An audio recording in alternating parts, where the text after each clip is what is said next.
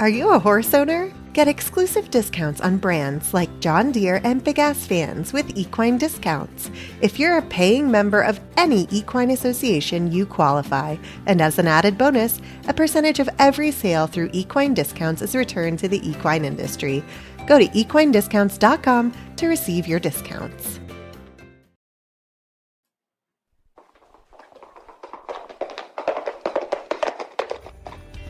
You are listening to the Horse Radio Network, part of the Equine Network family. Greetings, everyone. Coach Jen here, and thanks for tuning in to Horse Tip Daily, episode 1594, brought to you today by Clarifly.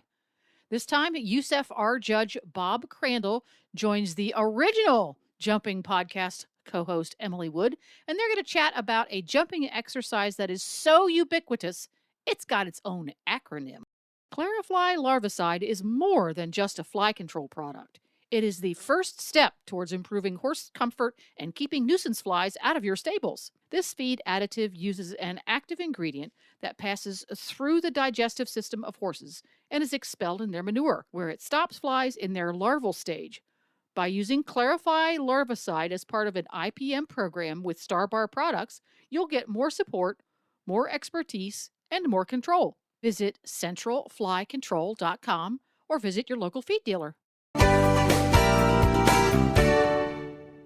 So coming up next, we have the training tip with one of my favorite people, Bob Crandall. For those of you that don't know him, he is a credentialed rider, trainer, judge. He is all over everywhere in our industry. He's very busy, so we're very appreciative that he took the time out today to talk to us. I think we've got him. So welcome to the show, Bob. Hi, Emily.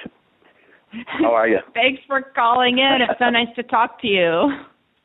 It's great to talk to you, too. So I know you're tired because you were at the horse show, right? You were in North Carolina? Yeah, we were in Raleigh, where your husband was. He was. He was good. He won the Grand Prix.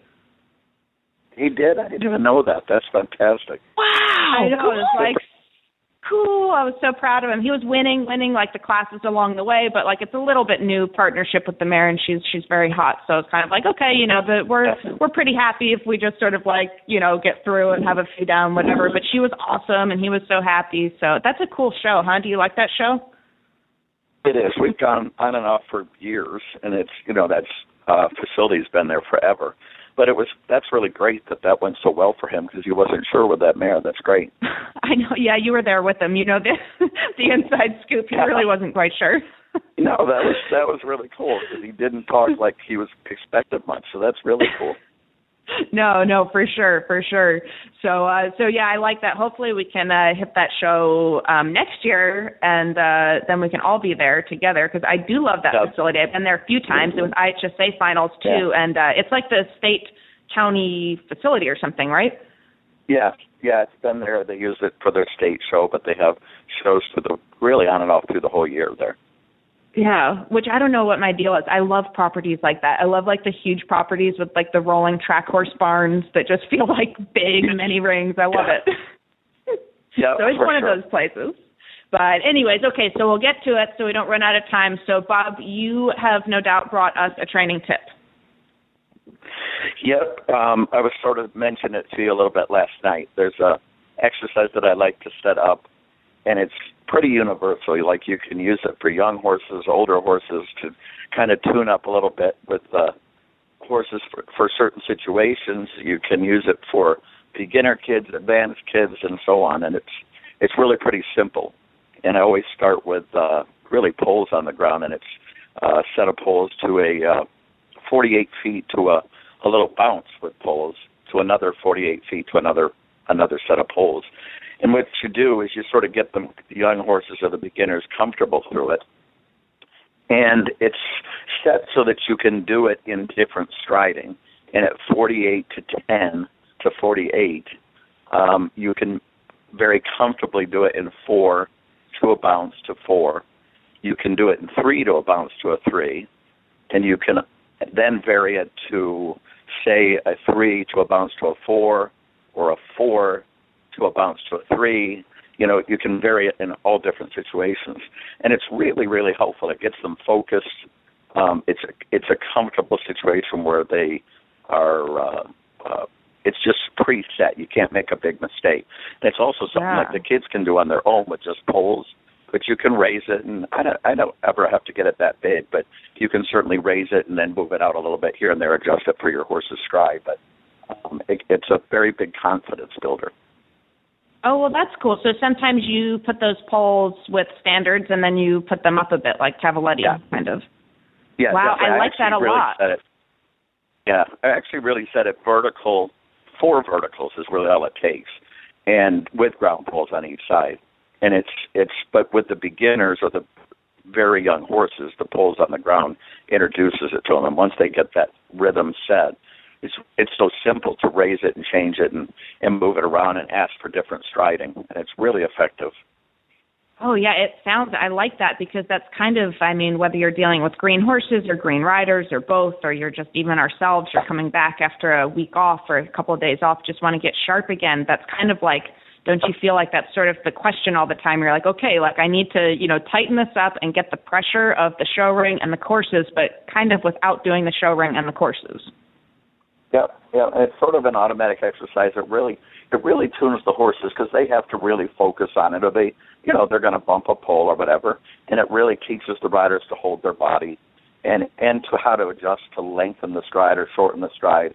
And it gets a little complicated when you put it up a little bit more and you ask for a 3 to a bounce and then reel in 4 or vice versa. It's very comfortable in 4 bounces. Yeah, it's effective. It sounds effective. Effective is a very nice word to use. When Bob said that, I found myself sitting back. I had to sit back when he said that. I went, oh, my gosh. This is an exercise. Bob is bringing it. He is going to school these girls. Yeah. That's awesome. I like that a lot. Yeah, right?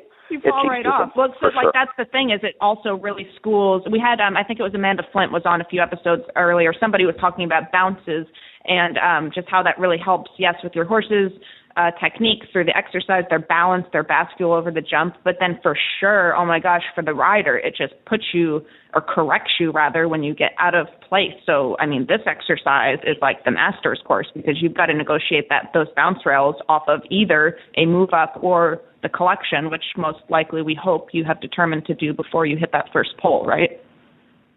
Absolutely. And the best part about it is you can't get in that much trouble with it even if you make a little mistake in or out. You can still make it up in between and adjust it and fix it. The striding set so that it's pretty uncomplicated whether you're lengthening or shortening. It's nice. I really like that one a lot. So that's something, would you prescribe that that's like a good training exercise for hunters, jumpers, ponies, amateurs, for everybody, right? Yeah. Very I nice. actually have it set almost all the time because it's so good for any level horse, any level rider. And you can actually stretch the whole thing out in different striding and things too, but I like that. I like the 48-10-48 because it's pretty precise and you have to be pretty accurate.